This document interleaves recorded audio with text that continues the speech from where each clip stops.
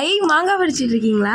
Hi உறவுகளே, எல்லோரும் எப்படி இருக்கீங்க? நல்லா இருக்கீங்களா? நான் என்ன பண்ணுறேன்னு பார்க்குறீங்களா? இங்கே பாருங்கள், மாங்காய் தாங்க நான் எடுத்துக்கிட்டு இருக்கேன். மாமா மாங்காய் பறித்து போட்டுட்ருக்காங்க. நாங்கள் இப்போ வந்துட்டு பாண்டிச்சேரியில் இருக்கோம். அக்கா வீட்டு தோட்டத்தில் மாங்காய் பறிச்சுட்டாங்க. அக்கா மரத்தில் இருந்த மாங்காய்லாம் நாங்கள் வர்றதுக்காக இவ்வளோ நாள் பறிக்காமல் இருந்துட்டு இப்போ தான் பறிச்சிருக்காங்க. அந்த மாங்காயை தான் நானும் பேத்தியும் சேர்ந்து எடுத்துக்கிட்டு இருக்கிறோம்.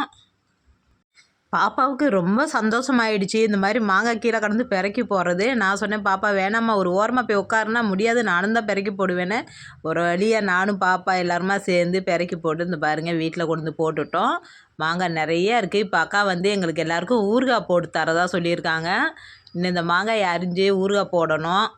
இந்த மாங்காய் வந்து ரொம்ப டேஸ்ட்டாக இருக்கும். குழம்புக்கா இருந்தாலும் ஊறுகாய் போட்டாலோ மாம்பழமாக சாப்பிட்டாலோ நல்ல டேஸ்ட்டாக இருக்கும். இது வந்து கல்லா மாங்காவோட சேர்ந்தது. இந்த மாங்காய் பாருங்களேன், சூப்பராக இருக்கும். ஒவ்வொரு மாங்காயுமே நல்ல பெருசு பெருசாக இருக்குது. அக்கா இவ்வளோ நாள் பறிக்காமல் நாங்கள் வர்றதுக்காக வச்சிட்டு இருந்தாங்க. இப்போ எங்களுக்கு எல்லாருக்கும் அக்கா ஊறுகாய் போட்டு தருவாங்க. இந்த மாங்காயில் ஊறுகாய் போடுற வீடியோவும் நான் போடுறேன். மறக்காமல் எல்லோரும் பாருங்கள்.